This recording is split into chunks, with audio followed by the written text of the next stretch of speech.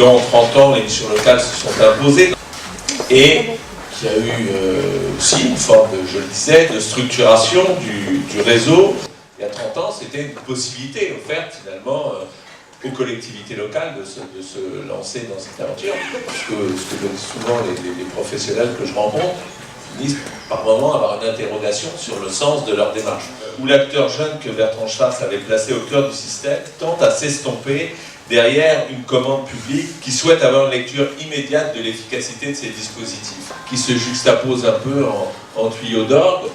Je sais que vous le ressentez fortement.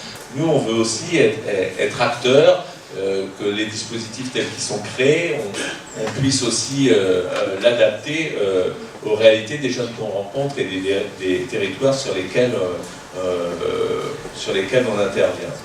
Et qu'on doit le faire en portant un message beaucoup plus optimiste sur la jeunesse, parce que je pense que c'est vraiment une qualité, une richesse de notre pays.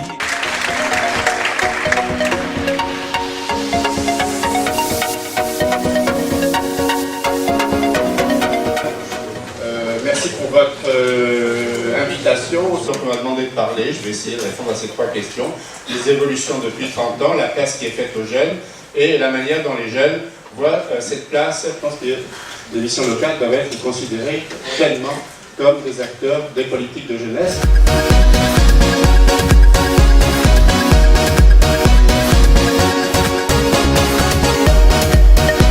Allongement de la jeunesse, parce qu'on est jeune quelque part de plus en plus bas, que la sortie de l'enfance se fait de façon plus précoce. Parce que nous, on est là, on est jeunes. Au moins, allonger l'enfance. Un premier point, c'est rapport à l'avenir.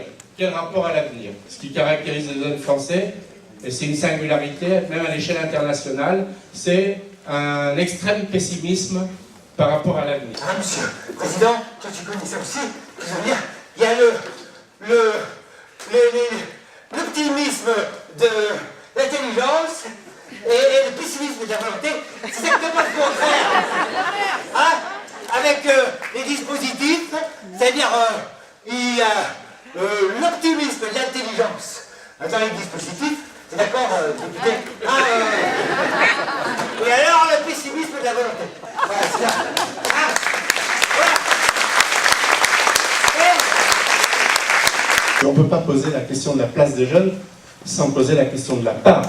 Et on peut dire que la part des jeunes va plutôt dans le sens de la réduction de cette part. Que le jeune est majeur, mais de fait est considéré sur le plan social comme un mineur. Il y a 30 ans, c'était beaucoup plus facile, et on accédait plus jeune, en moyenne, à l'ensemble des responsabilités politiques. Et c'est vrai, pas seulement pour les responsabilités politiques. Non, mais c'est ça. Où trouver, quand t'es un jeune, où trouver la place qui fait que ta part dans la place que tu voudrais que qu'on donne. Sans prendre leur place.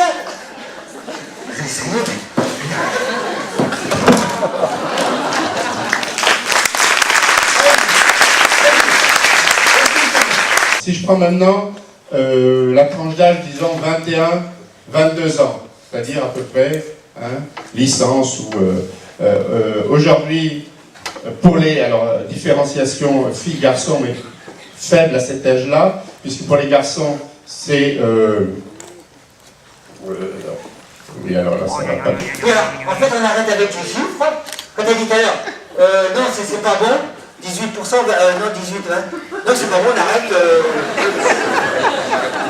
C'était exprès ou c'était... Non parce que, monsieur le Président, des fois nous, mais on peut pas le dire tout, mais des fois nous on fait pareil. Tu vois, des fois on dit, laisse les chiffres tranquilles, parce qu'il faut, ce qui compte c'est qu'on fait ce qu'on fait avec les jeunes. Tu vois, donc toi tu veux des chiffres. Non. Et sur la décohabitation se fait, aujourd'hui, on n'avait pas les chiffres pour il y a 30 ans. Aujourd'hui, c'est autour de 23 ans en France. Non mais alors on dit mission locale, est-ce que tu ne penses pas qu'on devrait dire maison locale? Parce que finalement, qu'est-ce qui compte pour le jeune? C'est l'accueil. Hein? Donc voilà, maison locale d'accueil. Voilà. Ah oui, mais le problème, c'est que s'il vient à la maison d'accueil, et après, comment faire pour le faire décohabiter? Mise en couple stable et décohabitation se faisaient à peu près en même temps. Et comme vous le voyez, à travers les chiffres que je viens de donner, c'est totalement désynchronisé. Et donc ça bouleverse radicalement la situation de jeunesse et participe, disons, de cette évolution respectée uniquement à condition qu'il y ait une relation mutuelle de respect. Je te reconnais, tu me reconnais, je reconnais ton autorité si tu es en capacité de me montrer que tu m'apportes quelque chose, que tu m'apportes un plus.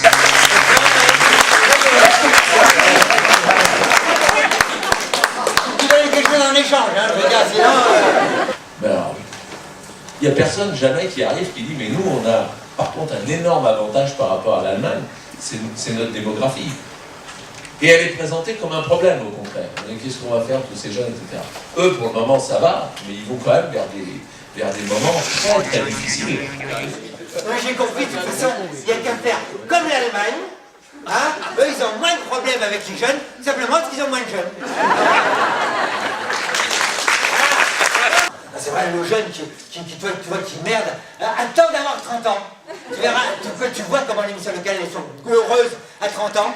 Hein.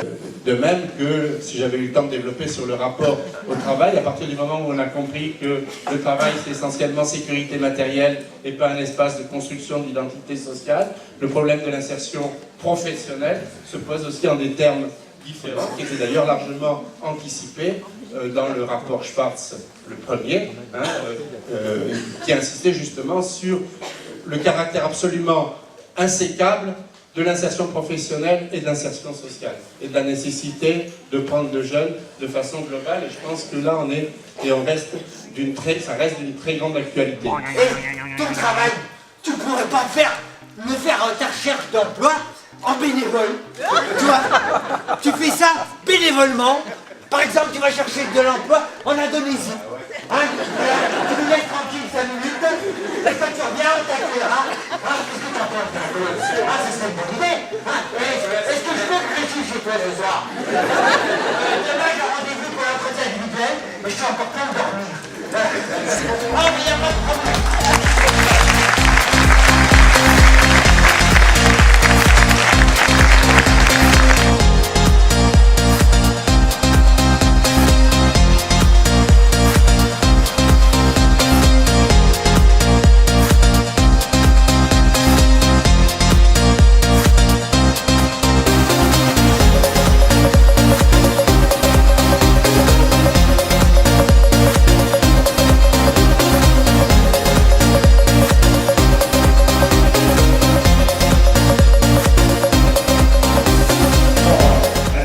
Plaisir de recevoir cet événement aujourd'hui dans notre ville, puisque le réseau des missions locales fête ses 30 ans, ce qui est une formidable jeunesse pour nous tous, évidemment.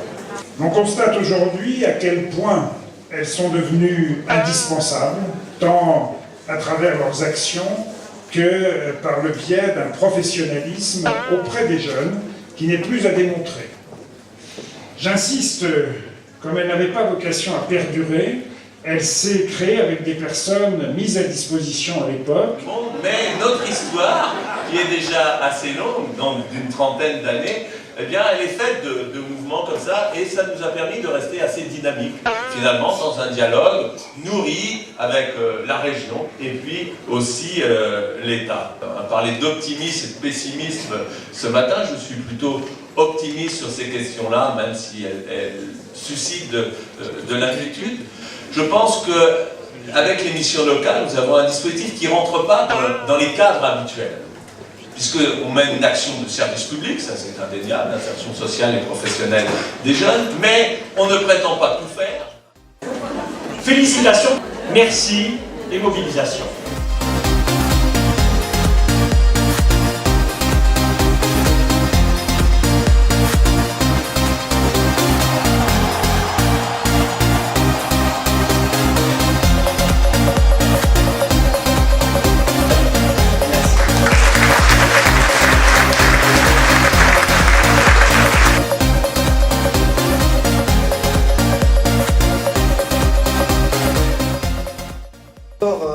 aspect que Jean-Claude a bien développé, on a affaire à une jeunesse qui subit des difficultés socio-économiques majeures.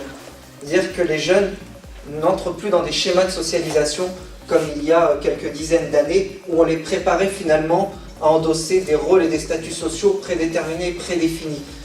Et donc forcément, ce premier constat incite les professionnels à davantage d'écoute pour mieux cerner les réalités sociologiques de la jeunesse contemporaine. La première question que je vous pose, en quoi c'est important de favoriser l'expression collective des jeunes? C'est comme si on avait fait le tour, on était un peu démunis dans les réponses qu'on pouvait donner à des jeunes, au regard de ce que vous explicitiez tout à l'heure. Travailler sur des groupes et de cette façon essayer de réduire un minima les files d'attente.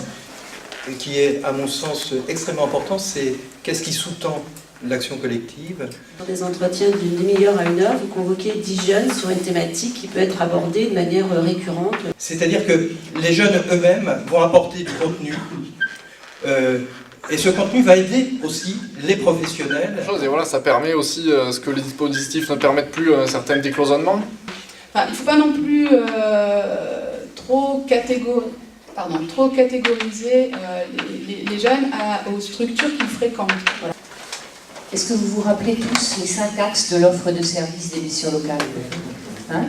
On est sur là le 4e et le 5e, hein, qui est l'ingénierie, qui est etc. Mais on ne nous a pas donné les moyens de les exploiter. Et surtout pas, ni financièrement, ni en termes de moyens humains. On est astucieux, je ne sais pas comment on l'entend. C'est-à-dire que ce travail de collectif, ce travail avec nos partenaires, on le fait, mais il est à 90% orienté sur les 3 premiers axes qui sont l'accueil, l'information, l'orientation et l'accès à l'emploi. Voilà, donc là on a touché du doigt pourquoi on n'arrive pas à sortir des exemples de partenariat, c'est parce qu'on n'en a pas les moyens. Et à un moment donné, il faut le dire, et moi ça je sais le dire. C'est enregistré.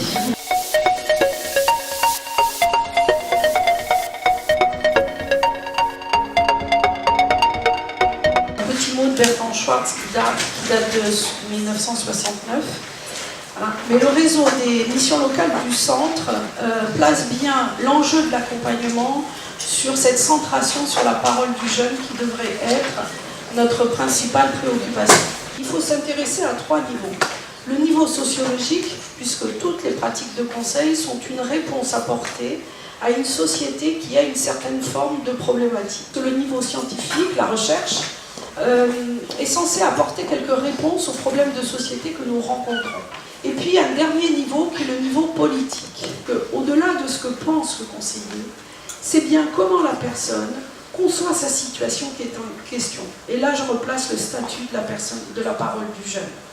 Je ne peux pas aider l'autre si je ne l'aide pas à concevoir ce qui le concerne. Je ne peux pas lutter contre le sentiment d'impuissance si je suis en permanence dans la prescription et dans la proposition de ce qui serait bon pour lui. Donc je recentre, je pense que nos pratiques recentrent leur objet d'investigation sur sa parole parce que c'est notre objet de travail. Et souvent la solution de la personne, c'est pas la solution finale, c'est le plus petit pas que je puisse faire qui puisse créer du changement dans ma vie. Donc, toute personne peut faire évoluer son environnement de là où elle est.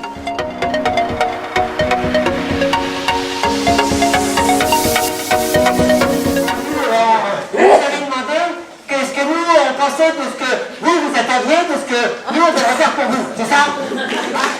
T'arrives pas à lire? Ah ben attendez, vas-y, dis-le plus fort.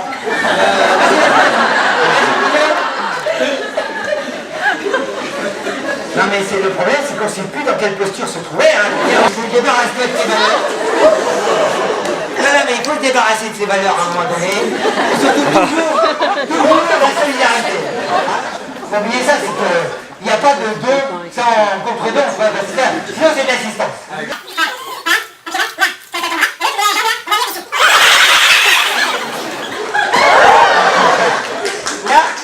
Mais là, il faut que tu fasses plus confiance à ton conseiller. Tu t'appuies sur le conseiller. Écoute, s'il te plaît, il y a un dispositif. La question, c'est vrai, c'est de savoir si c'est toi qui rentres dans le dispositif ou c'est le dispositif qui change.